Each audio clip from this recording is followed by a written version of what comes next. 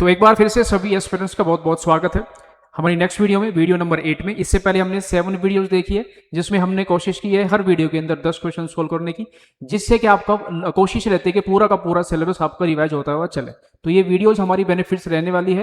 हिमाचल प्रदेश का कोई भी एग्जाम होगा जिसमें मैथ्स आता है, हिमाचल प्रदेश पटवारी का हो सकता है, पंचायत सेक्रेटरी का या पुलिस, कुछ भी आप देना चाहते थे, आपको हर एग्जाम के लिए बेनिफिशियल होने वाली है। वीडियो में हम 10 क्वेश्चन करेंगे। लास्ट वाला क्वेश्चन मैं आपसे पूछूंगा, उसका आंसर आपको कमेंट बॉक्स में करना है। सेकंड थिंग, अगर आपको कोई भी डाउट है उसके लिए भी आपके लिए कमेंट बॉक्स ओपन है, कुछ भी पूछ सकते हैं। एंड थर्ड थिंग, क्वेश्चन करने से पहले आप पहले पेन पेपर लेके बैठिए और क्वेश्चन को अपने एंड से करने की कोशिश कीजिए। कोई भी डाउट है तो आप उसको पूछ सकते हैं। तो शुरू करते हैं हमारी नेक्स्ट वीडियो, क्वेश्चन नंबर 1 से स्टार्ट। और ये सबसे पहले वाला क्वेश्चन हमारा है, ये है कि रमन अपनी आय का 75% खर्च करता है। यदि उसकी आय में 20% की वृद्धि हो और खर्च में भी 10% की वृद्धि हो तो रमन की बचत में कितने प्रतिशत का इंक्रीमेंट होगा। तो इस क्वेश्चन को करेंगे, या तो आप देखो ऐसे कर सकते हैं, पहले आपको रिलेशन पता होना चाहिए कि रिलेशन क्या होता है। आपको पता है कि पहले रिलेशन जो हमारा होगा वो किसका होगा। सबसे पहले जो रिलेशन होगा आय का। आय में से हम क्या करते हैं, माइनस खर्च करते हैं, एक्सपेंडिचर को कर देते हैं, और जो बचता है हमारे पास उसी को हम बोलते हैं बचत बोलते हैं। ठीक है, तो इसने कहा कि 75% खर्चा कर दिया। किसका 75? ये बात देखनी भी जरूरी है, ये बात देखनी जरूरी है। तो ये मिलेगा कहां पर आपको, पहले आप देखेंगे खर्चा उसने किया जो 75%, वो 75 है किसका। तो यहां पे लिखा है आय का। आय का मतलब इनकम का 75% ऑफ हिज इनकम, जितना भी उसका इनकम होगा उसका 75। तो अगर आप इसको 100 लेंगे तो आप देखेंगे उसने 100 का 75% यानी कि 75 खर्चा कर दिया है। तो उसकी जो सेविंग्स है, जो बचत है, वो अपने आप ही 25 निकल के आएगी। ठीक है, अब आप क्वेश्चन में आगे देखेंगे, इसने कहा कि आय में 20% की वृद्धि हो गई है। तो आगे उसकी जो आय है वो उसको 20% से इंक्रीज अगर करेंगे आप, तो 100 का 20% तो 120 हो जाएगा। 20% इंक्रीमेंट करके 120 हो जाएगा। इसको भी आगे लिखा है कि खर्चे में भी 10% की वृद्धि हुई है, तो इसका खर्चा जो है इसमें भी 10% वृद्धि होगी। इसका 10% आएगा 7.5, 7.5 की वृद्धि करेंगे तो ये हो जाएगा 82.5। तो 120 में से अब उसका जो खर्चा है 182.5 है, तो उसकी जो सेविंग्स है, बचत कितनी होगी, इसमें से इसको घटाऊंगा तो ये आएगा 37.5। पहले उसकी जो सेविंग्स थी वो सिर्फ 25 रुपीज थी, अब उसकी सेविंग्स हो गई है 37.5। तो आप कहेंगे यहां पर बचत में कुछ तो इंक्रीमेंट हुआ है। कितना हुआ है, बस वो बात हमें परसेंटेज में बतानी है। तो 25 से अगर ये 37.5 हुआ है तो आप कहेंगे कि इंक्रीमेंट हुआ है 12.5 का। और किससे हुआ है, स्टार्टिंग से, यानी कि 25 से इंटू 100 कर देंगे तो ये 2 टाइम्स इसको कैंसिल कर देगा, 2 से 100 कट जाएगा, तो इसका आंसर हो जाएगा 50%। या तो आप इसको ऐसे कर सकते हैं, या फिर आप इसका रेशो अच्छे से भी ले सकते हैं। अच्छे से का मेरा मतलब कैसे है, देखेंगे ध्यान से। आपको ये चीजें अगर पता चल गई है कि ये 100 अगर होगा तो उसका जो एक्सपेंडिचर है, जो खर्चा है, वो 75 रहना चाहिए और उसका सेविंग 25 रहना चाहिए। इसमें अगर आप कैलकुलेशन नहीं करना चाहते हैं तो इस क्वेश्चन को थोड़ा सा आप और आसान कर सकते हैं। कैसे करेंगे, 25 से सारी वैल्यू को कैंसिल आउट कर दूंगा। ये 4 से हो जाएगा, ये 3 हो जाएगा, और ये 25 से एक बार हो जाएगा। 25 से इसको भी डिवाइड कर दिया, इसको भी और इसको भी। अब मैं चाहूं तो इसके बाद 2 जीरो लगा सकता हूं सबके बाद। इससे क्या फायदा होगा, इससे कैलकुलेशन आपकी थोड़ी सी और इजी हो जाएगी। जैसे इसको अगर 20% से बढ़ाऊंगा तो 400 का 20% 80 आएगा, 80 से बढ़कर के उसकी इनकम हो जाएगी 480। ऐसा क्वेश्चन में लिखा हुआ था। फिर जो खर्चा है वो भी 10% से बढ़ गया है। ये खर्चा था 330, तो 330 को 10% से बढ़ाऊंगा, इसका 10% 30 आएगा, यानी कि अब उसका खर्चा होगा 330। इसमें से माइनस करूंगा तो अब उसका जो सेविंग्स है वो 150 आएगा, इसमें से माइनस होकर के 150 आएगा। तो आप यहां भी देखेंगे उसकी जो बचत है वो कितने परसेंट से इंक्रीज हो गई है, 50% से उसकी बचत जो है, सेविंग जो है, वो इंक्रीज हो गई है। चलते हैं क्वेश्चन नंबर 2 की तरफ। क्वेश्चन नंबर 2 जो है वो हमारा है ट्रिग्नोमेट्री से, और क्वेश्चन में कहा है कि if sine a minus b बराबर 1/2 के है। तो यहां से मैं आपसे एक बात पूछना चाहूंगा कि क्या 7a माइनस बी 1/2 है कि नहीं है। और 7a माइनस बी अगर 1/2 है तो आपको ये पता होगा कि ये तो साइन 30 पे होता है। साइन 30 पे ही तो 1/2 होता है। 1/2 की जगह मैंने कितना लिख दिया, साइन 30 लिख दिया। अगली लाइन में देखते हैं क्या लिखा है, इसमें लिखा है कोस a प्लस बी। तो अगर कोस a प्लस बी लिखता हूं तो कोस a प्लस बी भी हमारा किसके इक्वल है, 1/2 के इक्वल है। तो 1/2 कोस कहां पर होता है, इसको मैं लिख सकता हूं कोस 60 पे होता है। तो इधर आप देखेंगे साइन से साइन कट गया है, तो a माइनस बी किसके बराबर है, 30 के। कोस से कोस कट गया है तो a प्लस बी किसके इक्वल, 60 के लिख लेते हैं कि a प्लस बी इक्वल है 60 के। a माइनस बी इक्वल है 30 के, और आप यहाँ पे कहेंगे अगर आपको दो चीजों का, दो वैल्यू का अगर आपको सम भी पता है, उनका डिफरेंस भी पता है, तो उनको कैसे निकालते हैं? इसमें से a की वैल्यू अगर निकालनी है तो a की वैल्यू निकलेगी इन दोनों को जोड़ के आधा, 60 और 30, 90 का आधा 45। अगर आपको b की वैल्यू निकालनी है तो इसका और इसका डिफरेंस, उसका आधा, तो 30 का आधा हो जाएगा 15, तो ये a और b की वैल्यू हो जाएगी यानी कि 45 और 15। तो ऑप्शन नंबर ए इसका सही आंसर हो जाएगा। ठीक है, ज्यादा टफ चीजें हैं नहीं और आएंगे भी नहीं। तो हम चलते हैं क्वेश्चन नंबर 3 की तरफ। क्वेश्चन नंबर 3 में कहा है, ये हमारा अलजेब्रा का मेंसुरेशन। क्वेश्चन नंबर 3 में कहा है कि the area of N equilateral triangle, समबाहु त्रिभुज है, उसका क्षेत्रफल है 25√3।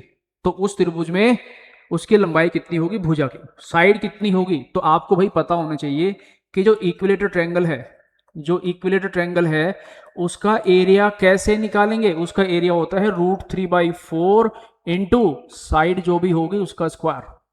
ए को मैंने साइड मान लिया है। तो क्वेश्चन में कहा है कि एरिया तो 25√3 है, 25√3 है ये, अगर आपको दिख नहीं रहा होगा तो, यानी कि एरिया दिया है 25√3 जो कि इक्वल होगा √3/4 इंटू ए स्क्वायर के। बस आपको ए स्क्वायर की वैल्यू निकालेंगे, तो इसको उधर ले जाएंगे, जब इसको ले जाएंगे तो ऊपर वाली वैल्यू नीचे, नीचे वाली वैल्यू ऊपर। तो 25√3 हमारा पहले यहां पर था, 4 जाएगा ऊपर, नीचे आएगा √3, ये हो जाएगा ए स्क्वायर के। √3 से √3 कट जाएगा, 25 गुना 4 आ जाएगा 100, और 100 है ए स्क्वायर के बराबर। तो अगर ए स्क्वायर 100 है तो 100 तो 10 का स्क्वायर होता है, इसका मतलब जो साइड होगी वो कितनी हो जाएगी, 10 सेंटीमीटर। क्वेश्चन का आंसर हो जाएगा। इक्विलेटर ट्रायंगल का एरिया का फॉर्मूला आपको पता होना चाहिए, आइसोसेलेस का पता होना चाहिए, स्केलन का पता होना चाहिए, किस किस तरीके से एरिया आप निकाल सकते हैं। क्वेश्चन नंबर 4 में है, ये क्वेश्चन एक तरीके से आप कह सकते हैं कि टाइम स्पीड और डिस्टेंस का है। टाइम स्पीड डिस्टेंस के अंदर भी एक टॉपिक होता है रेस का, दौड़ का। ये रेस का क्वेश्चन है, तो इसको कैसे करेंगे? एक 200 मीटर की रेस है, 200 मीटर की दौड़ में पी क्यू को 35 मीटर से हरा देता है। 35 मीटर से हरा देने का मतलब समझ रहे हो? जैसे ये इस तरफ दौड़ रहे थे यहां पर, तो P जब पहुंच गया है लाइन पे, 200 मीटर पे पहुंच गया, तो इसका मतलब जो Q है वो 35 मीटर से हारा है, तो ये इससे 35 मीटर पीछे होगा। ऐसे 35 मीटर से हारने का मतलब है कि P अभी 35 मीटर पीछे है, और 7 सेकंड से भी हारा है। जो Q है वो 7 सेकंड से भी हारा है, इसका मतलब ये इससे यहां पर, यहां से यहां तक 7 सेकंड दूर भी है, 7 सेकंड दूर है। तो आप मुझे बताइए 7 सेकंड में ही तो 35 कवर करता होगा कौन, Q, क्योंकि Q पीछे है। तो अगर मैं Q की स्पीड थोड़ी निकालना चाहूं तो मैं कहूंगा कि 7 सेकंड में दौड़ता है, 7 सेकंड में दौड़ता है 35 मीटर। तो 1 सेकंड में कितना जाता होगा? आप कहेंगे 35 डिवाइड में 7, यानी कि 5 मीटर प्रति सेकंड स्पीड आ गई है किसकी? ये स्पीड आई है Q की। और अगर Q की आ गई है तो क्वेश्चन में क्या पूछा है? क्वेश्चन में पूछा है कि P का टाइम बताइए, P का टाइम बताइए। P का टाइम बताने के लिए पहले हम क्या निकाल लेते हैं?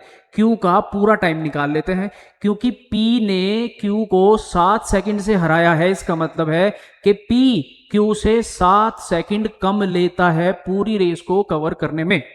तो अगर मैं Q का पूरा टाइम निकाल दूं और उसमें से 7 कम कर दूं तो P का टाइम आ जाएगा। Q का अगर मैं पूरा टाइम निकालूं तो Q के लिए पूरा टाइम कितना लगेगा? 200 मीटर जाता है कितनी स्पीड से? 5 की स्पीड से, तो उसको टोटल 40 सेकंड लगती है। Q को पूरी रेस कंप्लीट करने में 40 सेकंड लगती है, और P उसको 7 सेकंड से हराता है, इसका मतलब P 7 सेकंड पहले पहुंच जाता है। तो P के लिए जो टाइम होगा वो कितने सेकंड्स का होगा? P के लिए टाइम होगा 33 सेकंड्स का।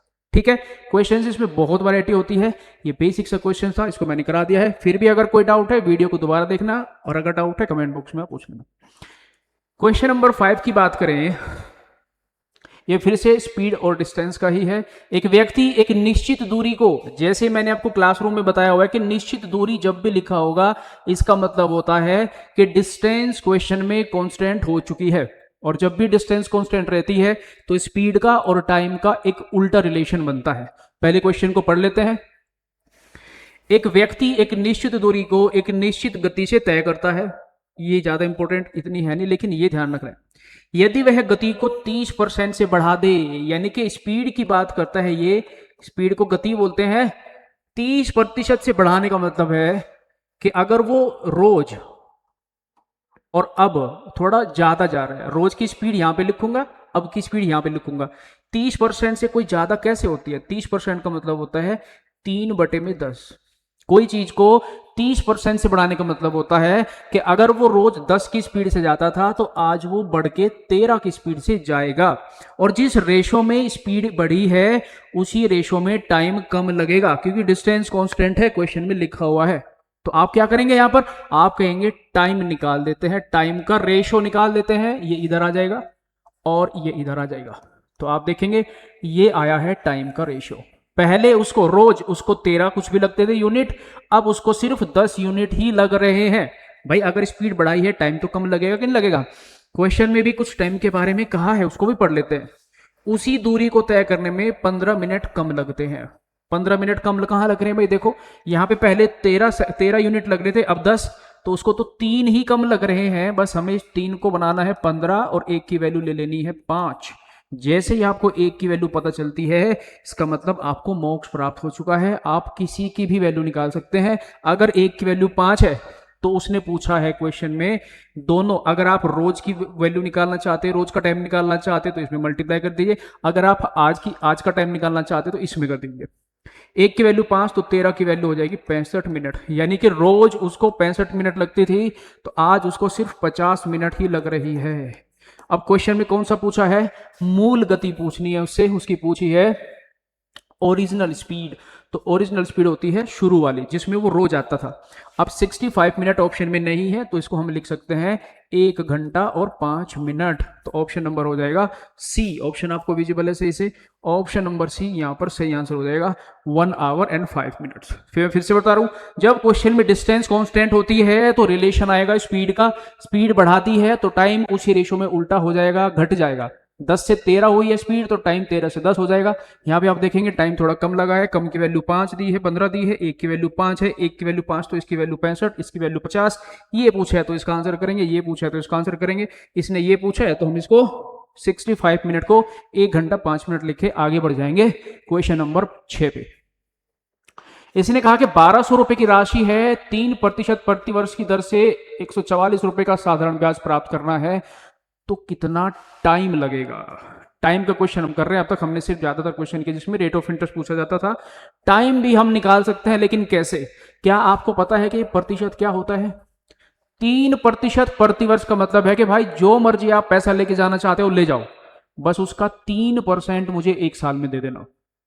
आपको 1000 लेके जाना है, 2000 लेके जाना है, 10,000 लेके जाना है, ले जाओ, उसका 3% निकालना वो मेरा। लेकिन उधार लेके कितना गया है? आप कहेंगे 1200 रुपये उधार लिए हैं।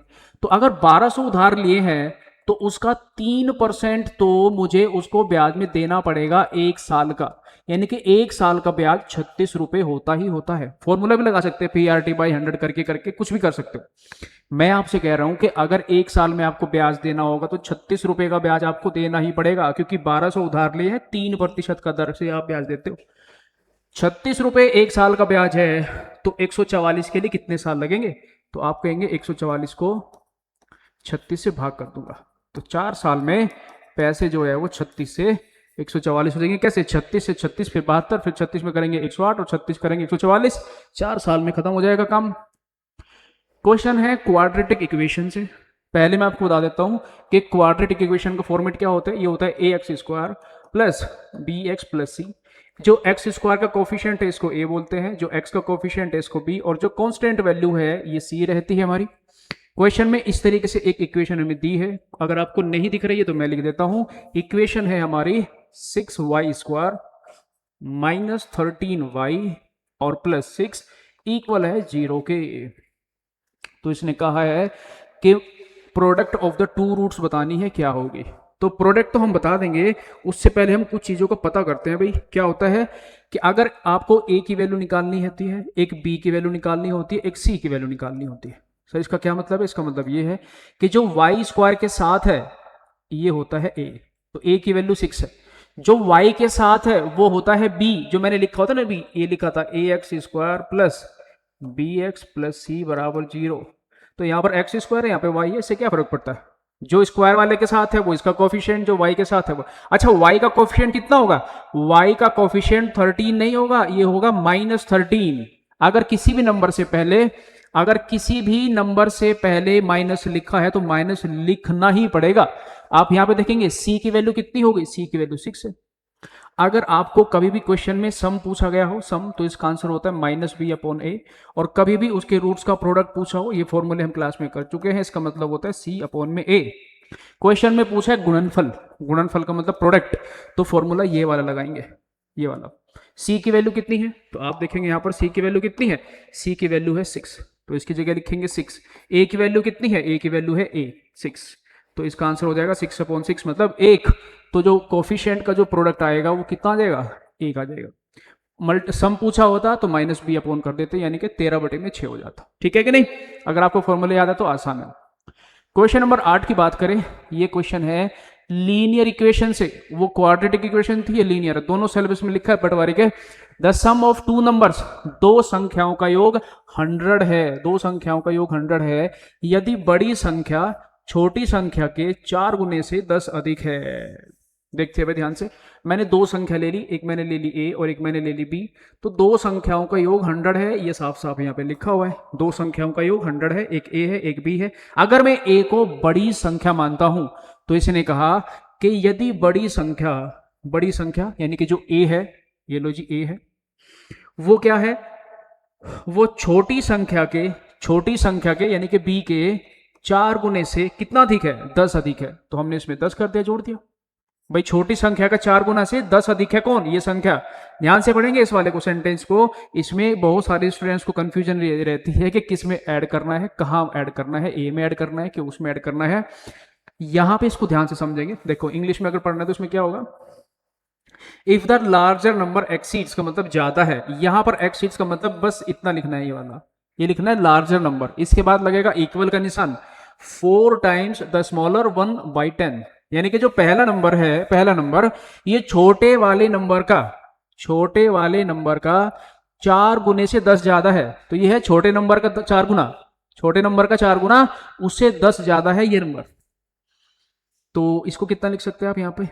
अच्छा, अगर आपको इसमें दिक्कत है तो ऐसे कर सकते हैं कि अगर मैं कहूं कि ये है मेरे पास बड़ा नंबर और ये है छोटा नंबर, ये कितना है छोटा नंबर, तो ये वाली जो संख्या है ये इससे 10 ज्यादा है, तो इसको घटाने पे 10 आएगा। मर्जी आपकी है, पिछले वाले से भी कर सकते हैं, इस वाले से भी कर सकते हैं, कंफ्यूज नहीं रहना, मेन बात ये है। तो आप यहाँ पे कहेंगे कि a किसके बराबर आ गया, तो आप कहेंगे a बराबर है, ये इधर आके जुड़ जाएगा, जैसे मैंने पहले किया हुआ था, b × 4 + 10 था। ठीक है, b × 4 को हम लिख सकते हैं कितना, 4b लिख सकते हैं। भाई इसको ध्यान रखना, हमेशा नंबर ज्यादा हम पहले लिखते हैं ऐसे, और ये इधर आके प्लस होगा तो ये वैल्यू होगी किसकी, ये वैल्यू है a की। यहां से a की वैल्यू कितनी आएगी, यहां से a की वैल्यू आएगी 100 - b, तो ये भी a की वैल्यू है, हाँ जी, ये भी a की वैल्यू है, हाँ जी, तो फिर तो दोनों बराबर होनी चाहिए, क्योंकि ये भी a है ये भी a है, तो दोनों को बराबर रख देते हैं। 100 - b इक्वल होगा 4b + 10 के। ये 10 को इधर भेजूंगा तो माइनस होगा जा करके, ये b इधर भेजूंगा तो प्लस होगा, तो ये b जब इधर आकर के प्लस होगा तो 5b बन जाएगा। 10 इसमें से जाके माइनस होगा तो 100 में से 10 माइनस घटेगा तो 90 बचेगा, तो b बराबर आ जाएगा 90 को 5 से भाग करूंगा तो 18 आ जाएगा। क्वेश्चन में यही पूछा है कि छोटी संख्या क्या है, तो छोटी संख्या है 18। बड़ी संख्या पूछेगे तो यहाँ पे 18 लिख देंगे और इसको इधर लाके 100 में से माइनस करेंगे तो a की वैल्यू आ जाएगी, है कि नहीं। आसान है भाई, करके देखना, कुछ आप खुद करके देखना, आसान चीजें हैं बहुत ज्यादा। तो नेक्स्ट क्वेश्चन नंबर 9 है हमारा, जिसमें कहा गया है वह सबसे छोटी संख्या जो 5 से बढ़ाने पर, वह सबसे छोटी संख्या जिसको मैं 5 से बढ़ाऊं और बढ़ाने पर संख्या जो है वो 8 से भी डिवाइड हो जाए, 11 से भी, 24 से भी, पूरी तरीके से डिवाइड हो जाए। तो क्वेश्चन में कहा कि हमें एक संख्या बताओ, यानी कि इस वाले सर्कल के अंदर एक संख्या लिखो जिस संख्या को मैं 5 से बढ़ाऊं और 5 से बढ़ाने पर वो संख्या जो होगी वो 8 से भी डिवाइड होगी, 11 से भी होगी और 24 से भी होगी। यानी कि क्वेश्चन में इनका एलसीएम नहीं पूछा है, क्वेश्चन में पूछा है कि ये वाला नंबर बताओ मुझे, तो ये वाला जिस नंबर को मैं 5 से बढ़ाऊंगा, मान लीजिए कुछ भी नंबर है, जब मैं इसमें 5 जोड़ूंगा, जोड़ने पर जो नंबर आएगा वो 8 से भी डिवाइड होगा, 11 से भी और 24 से भी। तो ये वाला नंबर कैसे निकालेंगे, सबसे पहले हम वो वाला नंबर निकाल लेंगे जो इन सब से डिवाइड होता है, यानी कि 8 का और 11 का और 24 का एलसीएम निकाल लेते हैं। इन सब का एलसीएम निकालने के लिए आपको पता है एलसीएम बड़े वाले नंबर पे डिपेंड करता है, बड़े वाला नंबर 24 8 से तो डिवाइड होता ही है, तो 8 का तो कुछ लेने देना है नहीं, तो 11 और 24 का जो एलसीएम होगा वही फाइनल एलसीएम होगा। 11 और 24 में तो कुछ भी आपस में नहीं करता है, दोनों एक दूसरे के कोप्राइम नंबर है, तो इनका एलसीएम 11 गुना 24 आ जाएगा और 11 गुना 24 हो जाएगा 264। तो इन तीनों नंबर का एलसीएम आया 264। लेकिन 264 तो वो नंबर है जो इन सबसे डिवाइड हो जाएगा। उसने पूछा कि ये वाला नंबर बताओ जिसमें मैं 5 जोड़ूंगा, तो ये आंसर होगा 259, क्योंकि 259 वो पूछना चाहता है और 259 में जब आप 5 जोड़ेंगे ये आएगा 264 और वो 8 से भी डिवाइड हो जाएगा, 11 से भी और 24 से भी, तो ऑप्शन नंबर बी हो जाएगा। यहां पर आप देखेंगे ऑप्शन में 264 है ही नहीं, मतलब वो हमसे एचसीएफ नहीं पूछना चाह रहे। जैसे मैं आपसे एग्जाम्पल से पूछता हूं कि आप मुझे बताइए कि ऐसी संख्या जिसको मैं 4 से भाग करूं, जिसको मैं 4 से डिवाइड करूं, एक ऐसी संख्या बताओ जिसमें मैं 1 ऐड करूं और 4 से भी डिवाइड हो जाए और 6 से भी। ऐसी संख्या बताओ जिसमें मैं 1 ऐड करूं और वो 4 से भी डिवाइड हो जाए और 6 से भी, तो आप कहेंगे 4 से और 6 से डिवाइड होने वाली संख्या तो 12 होती है, तो क्या आपका आंसर 12 होगा? नहीं, मैंने तो ये पूछा है कि ऐसी संख्या बताओ जिसमें 1 ऐड करूं और 1 ऐड करने पर वो 4 से और 6 से भाग होगा, तो क्वेश्चन का आंसर 11 होगा। आई थिंक आप समझ गए होंगे कि वो एचसीएफ ने एलसीएम नहीं पूछना चाह रहा है, वो ये वाली संख्या पूछना चाह रहा था। ठीक है, और ये है आपका क्वेश्चन नंबर 10 है।